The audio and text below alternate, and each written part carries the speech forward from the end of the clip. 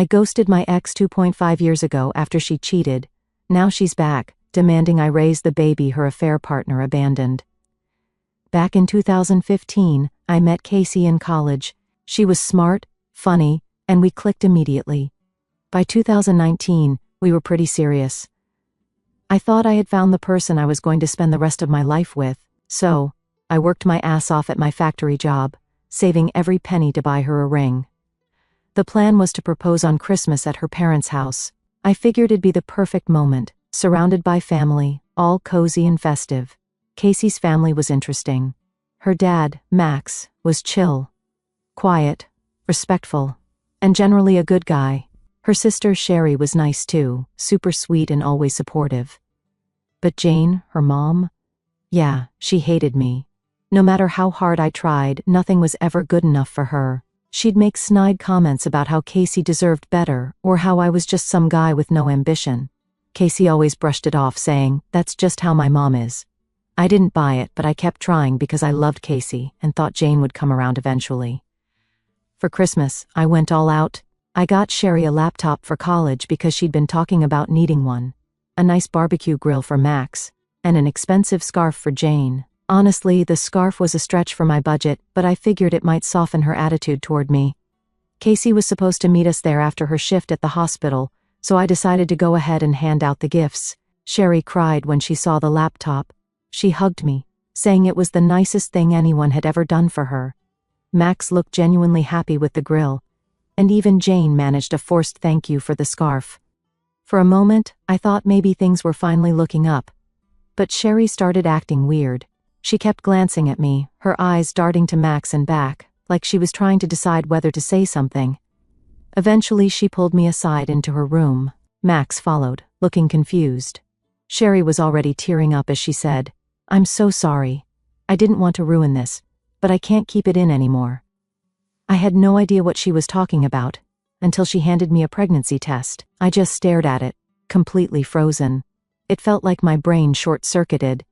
"It's Casey," she said. Then she dropped the bomb. Casey had been cheating on me since early in the year, and the guy was someone Jane had introduced her to. Sherry said Casey begged her to keep it a secret because she was figuring things out. I couldn't even speak. My chest felt tight, my hands were shaking, and my vision blurred. Max put a hand on my shoulder and said, "Son, I'm sorry. I understand if you need to leave." That snapped me out of it. I nodded, thanked Sherry for telling me, and shook Max's hand. As I walked out of the room, I glanced at Jane. She was sitting on the couch, sipping wine, completely unfazed. I didn't say anything to her. I didn't trust myself not to explode. The drive home was a blur. By the time I got back to my apartment, I was shaking with a mix of rage and heartbreak. I called my family and told them everything. My mom was furious, saying, "You're better off without her." My sisters were ready to fight Casey, but I told them to let it go. All I wanted was to move on. That night, around 11 at night, Casey started blowing up my phone. She kept texting, saying things like, "I can explain, and please, just let me talk to you." I didn't answer. The next morning, I changed my number, deleted my social media, and started erasing her from my life. It hurt like hell, but I knew one thing for sure. I deserved better. After Christmas, I felt like I was in survival mode. Cutting Casey off wasn't just about avoiding her calls and texts. It was about protecting myself from everything she represented. I wasn't just heartbroken, I was humiliated, angry, and stuck replaying every moment of our relationship, trying to figure out how I missed the signs. She tried everything to get in touch. She called from blocked numbers, sent emails, and even tried reaching out to my family. Every message was the same: "It's not what it looks like," or "You're misunderstanding everything." I didn't bother responding. What was there to misunderstand? She cheated, got pregnant, and lied about it. End of story. I spent a lot of time with my family in those first few weeks. My mom, being the nurturing force she is, made sure I was eating and sleeping. My sisters were more direct, saying things like, "Dude, she's trash and she doesn't deserve a second of your time." They were blunt, but honestly, it helped. They reminded me that I wasn't the problem, she was. To keep myself busy, I dove into work. I started picking up extra shifts at the factory, not just to distract myself, but to build up my savings again. The money I'd spent on the ring? Gone. But that didn't sting as much as losing the life I thought I was building with Casey. I realized I needed to refocus on myself, so I started doing things I hadn't done in a while. I joined a local basketball league, reconnected with friends, and even tried learning how to cook. Spoiler, I'm still terrible at it, but it's fun. Slowly but surely, I felt like I was starting to heal. Then, in mid-2020, I got some news I wasn't expecting. A mutual friend texted me out of the blue saying, "Hey, did you hear about Casey?" I debated ignoring it, but curiosity got the better of me. The friend told me that Casey's affair partner had ghosted her after finding out he was the father of her baby. Apparently, he wanted nothing to do with her or the kid. Casey was now a single mom, trying to figure things out on her own. My reaction? Honestly, I didn't feel much. A tiny part of me felt satisfied, like, that's what you get. But mostly, I just felt indifferent. Her drama wasn't my problem anymore, and I was relieved to be out of the mess. A couple of months later, Casey somehow got my new number. She called me, begging to talk. I don't know why I answered, but I regretted it immediately. She launched into this whole apology, saying she'd made a mistake and wanted to explain. I let her ramble for a bit before cutting her off. "Casey," I said, "I don't care anymore. Whatever you have to say, it won't change anything. We're done." That's when she switched tactics. She started guilt-tripping me, saying I owed her this and that I was being unfair by refusing to hear her out. I told her flat out, "I don't owe you anything. You made your choices. Now live with them." Then I hung up. Not long after, Jane decided to get involved. She sent me a string of texts, calling me a coward and saying I was running away from my responsibilities. I couldn't believe the audacity. Responsibilities? I wasn't the one who cheated. I wasn't the one who got someone else pregnant. I blocked her number too. For a while it felt like they were everywhere, trying to drag me back into their chaos. But every time they reached out, it only solidified my decision to cut them off. I didn't want or need their explanations. I didn't want closure. I just wanted to move on, and eventually, I did. The calls stopped, the texts stopped, my days started feeling lighter. For the first time in months, I felt like I was in control of my life again. Mother's Day rolled around, and I was looking forward to spending it with my mom and one of my sisters, Raven. My mom has always been the heart of our family, and after everything that happened, I wanted to make the day special for her. We decided to grab lunch at Red Lobster because seafood is her favorite. It was supposed to be a calm, drama-free day. Spoiler alert, it wasn't. We were finishing up and about to leave when I saw them, Jane and Sherry, of all people, in all places. They had to show up there. My stomach dropped. Sherry looked like she wanted to sink into the floor when she saw me. But Jane? She locked eyes with me and immediately had her usual look of disdain. I could feel Raven tensing up beside me. She's always been protective of me, and I knew she was ready to go off. Jane's expression changed the moment she noticed Raven. She looked confused, almost shocked, like she was piecing something together. I realized she must have finally figured out that Raven was my sister, the same other woman she had accused me of cheating with. The audacity of it all made me want to laugh. Raven muttered under her breath, "Do you want me to handle her?" I shook my head. The last thing I wanted was a public scene. My mom gave Jane a cold, hard look before nudging me forward.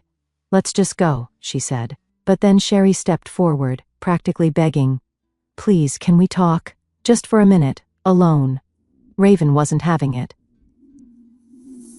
"Why would he want to talk to you?" she snapped. Sherry looked genuinely upset, and my mom stepped in, suggesting that I hear her out away from Jane. I agreed, more out of curiosity than anything else. Sherry pulled me aside, far enough away that Jane couldn't hear us. She immediately apologized for everything that happened. "I'm so sorry for how things turned out," she said. "I miss having you around. You were like a brother to me." I didn't know what to say, so I just nodded and let her continue. She told me Casey had been miserable since I left, crying all the time and saying she regretted everything.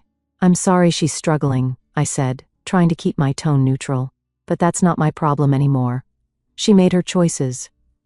Sherry nodded, then told me something that made my stomach twist. "She destroyed the laptop you gave me," she said quietly. "It happened right after you left. She was mad at me for telling you the truth. That hurt. I'd given her that laptop out of genuine care, and Casey ruined it out of spite. Before I left, I asked Sherry a question that had been bothering me since Christmas.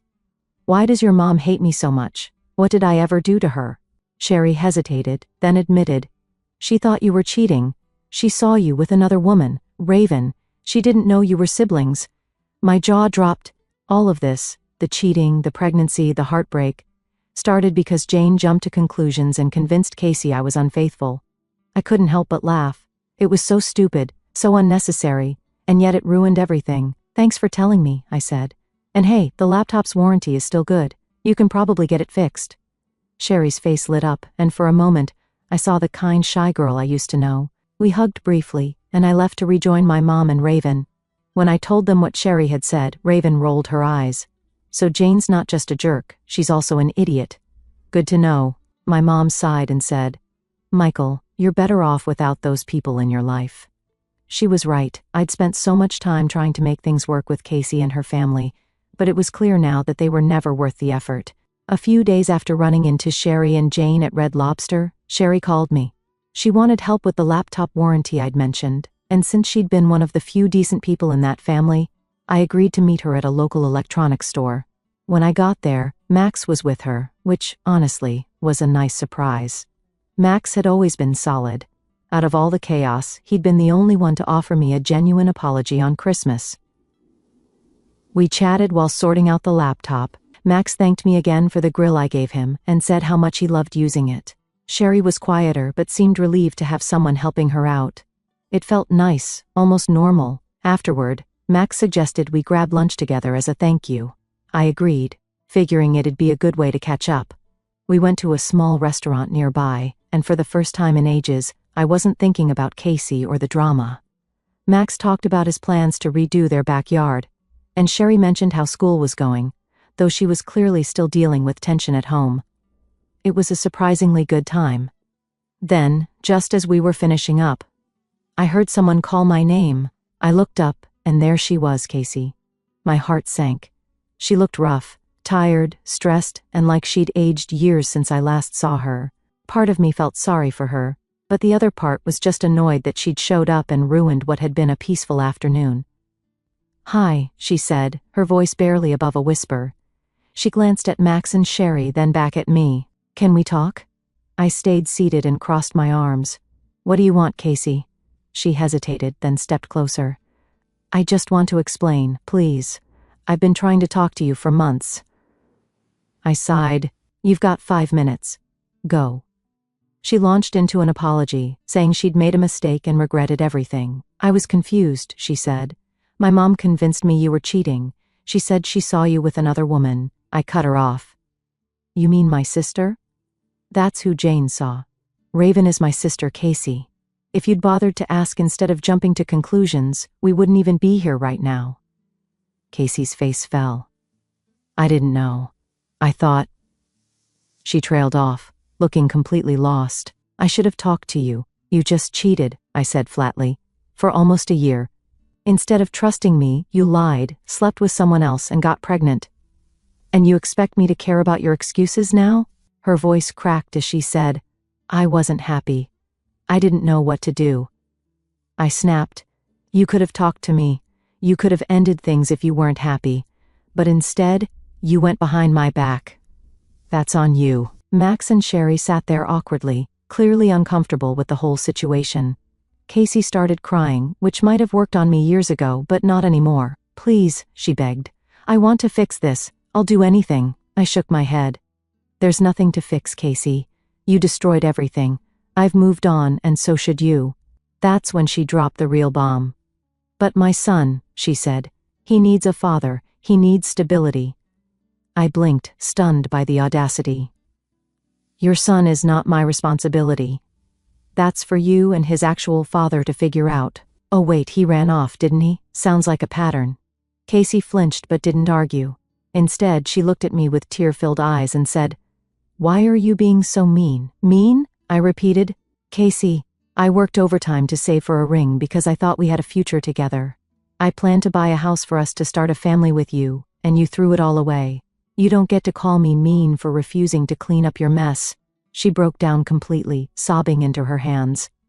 Max finally stepped in and said, "Casey, I think it's time to go. You need to respect his boundaries." She turned to Sherry, desperate for backup. "Sherry, you understand, don't you? You know I regret everything." Sherry hesitated, then said, "Casey, you're my sister, and I love you, but you made your choices. You can't expect him to just forget everything." Casey stared at her like she'd been betrayed, then stormed out of the restaurant. I sat there, stunned and exhausted, while Max apologized again. "I'm sorry she showed up," he said. "You've been through enough. It's not your fault," I replied. "You and Sherry have been decent through all of this. That's more than I can say for the rest of your family." After lunch, I went home and told my family what happened. My dad laughed and said, "Jane probably thought kicking you out would solve her problems. Look how well that worked out for them." My mom just hugged me and said, "I'm proud of you for standing your ground. You deserve better." I realized then that Casey's apologies didn't matter. I didn't need closure from her. I'd already given myself that by walking away. After that confrontation with Casey, I thought I'd feel something: relief, satisfaction, maybe even a sense of finality. But honestly, it felt empty. Closure wasn't what I expected. It wasn't neat, and it didn't magically make everything better. Instead, it just reminded me of how much damage had been done and how pointless it all was. A couple of days later, Sherry sent me a text, thanking me for hearing her out and helping with the laptop. She said, "I really miss having you around. You were like the brother I never had." That hit me harder than I thought it would. I told her I appreciated her honesty, and that she didn't owe me an apology for Casey's mess. If anything, she'd been the only one in that family who acted with integrity. Hearing from Sherry made me reflect on how much I'd lost, not just with Casey, but with the parts of her family I'd grown close to. Max had always treated me with respect, and Sherry genuinely looked up to me. I didn't realize how much I missed having people like them in my life until that lunch.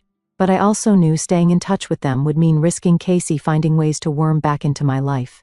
And I wasn't willing to let that happen. A week later, a mutual acquaintance reached out to tell me more about Casey. Apparently, she was still trying to contact old friends of mine, hoping they'd convince me to talk to her.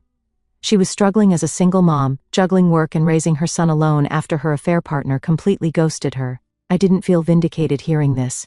If anything, it just made me more certain I made the right choice by walking away. Her life was her responsibility now, and I wanted no part of it. Then there was Jane. I'd expected her to double down on her hatred for me, but surprisingly, she'd gone quiet. I guess the confrontation at Red Lobster left her with nothing else to say, or maybe she realized how much damage her lies had caused.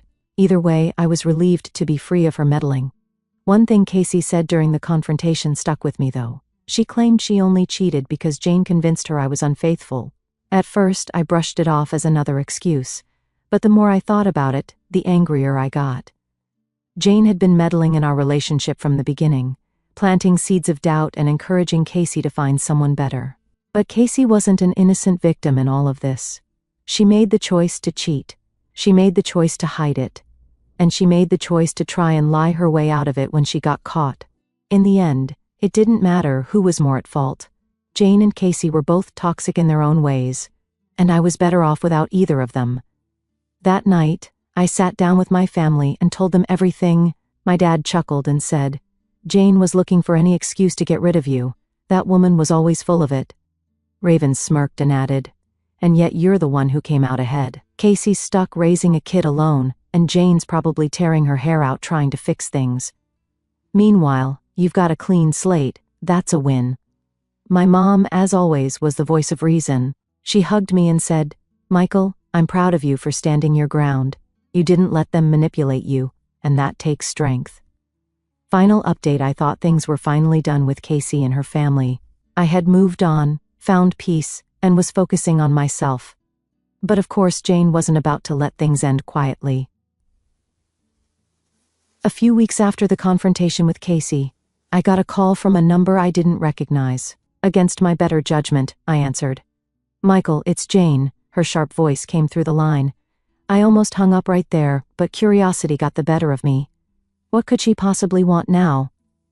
"What do you want, Jane?" I said, already annoyed. "We need to talk," she snapped, as if she was the one doing me a favor by calling. "It's about Casey and the baby." I sighed. There's nothing to talk about. I've made my position clear. Goodbye. Jane, wait, she barked before I could hang up. I'm not asking you to get back with Casey. I just think you should take responsibility for your part in this mess. That got my attention. My part? I asked, incredulous. What part is that, Jane? I wasn't the one who cheated. I wasn't the one who lied. So please, enlighten me. Jane let out an exasperated sigh, as if I were the one being unreasonable. Casey is struggling. She's a single mother because of a misunderstanding that could have been avoided if you'd just explained things to me from the start. I couldn't believe what I was hearing. Are you seriously blaming me for Casey's affair? You were the one who introduced her to the guy. You were the one who convinced her I was cheating. Don't put this on me. Jane ignored my words entirely. That baby needs a father, Michael. You were practically part of the family for years. It's time you stepped up and helped, if not for Casey, then for the child. I was so stunned, I didn't know how to respond at first. When I finally found my voice, I said, Jane, let me make this crystal clear. That baby is not mine. I owe you Casey and her kid absolutely nothing. And if you call me again, I'll block you, just like I did before. You selfish boy, she hissed. Do you think you'll ever find someone better than Casey? She made a mistake, but she's still the best you'll ever do. You're throwing away a good woman over something so trivial.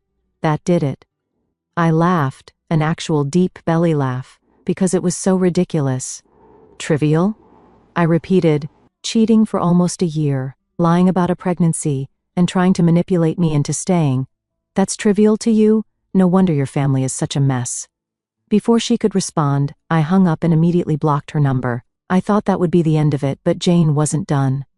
The next day, I got a call from Max. He sounded tired and stressed, which was unusual for him. Michael, I need to apologize in advance, he said. Jane's been out of control. She's planning to come to your workplace. What? I asked, completely caught off guard. Why would she do that? She says you need to face her and take responsibility, Max explained. I've tried talking her out of it, but you know how she is. I groaned, already dreading the confrontation. Sure enough, later that afternoon, Jane showed up at my job. She stormed into the office, demanding to see me. Thankfully, my manager intercepted her and asked what she wanted. I need to speak to Michael, Jane said, loud enough for everyone to hear. It's a private family matter. I was in the back, but I could hear her clear as day. My manager came to get me, looking concerned. Do you know this woman? She asked. Unfortunately, yes, I said. I'll handle it. When I walked out to meet Jane, she immediately started her tirade. You've been ignoring me, and I won't stand for it, she said, glaring at me like I was a misbehaving child. You're going to listen to what I have to say. No, I'm not, I replied. You're on private property, and you're disrupting my workplace. Leave now, or I'll have security escort you out. That only made her angrier. You can't just ignore your responsibilities, Michael. I'll tell everyone here what kind of man you really are. I crossed my arms. Go ahead. Tell them how your daughter cheated on me, lied about her pregnancy, and tried to manipulate me. See how much sympathy you get. Jane's face turned red, and for a moment, I thought she might actually explode. You're a pathetic excuse for a man, she spat. I hope you end up alone because no decent woman will ever want you. Before I could respond, security arrived and escorted her out. My coworkers were obviously curious, but I just shrugged it off, saying, Crazy ex's mom. Long story. They didn't press further. Later that night, I got a text from Sherry. She apologized profusely for her mom's behavior and said Max was furious with Jane for embarrassing their family. She's out of control, Sherry wrote. Max is thinking about filing for divorce because of this. I told Sherry it wasn't her fault and that I didn't blame Max for wanting out.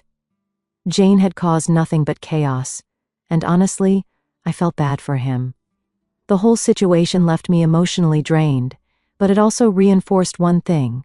I made the right decision by cutting Casey and her family out of my life. They were toxic, entitled, and incapable of taking responsibility for their actions, and I wasn't about to let them drag me down with them.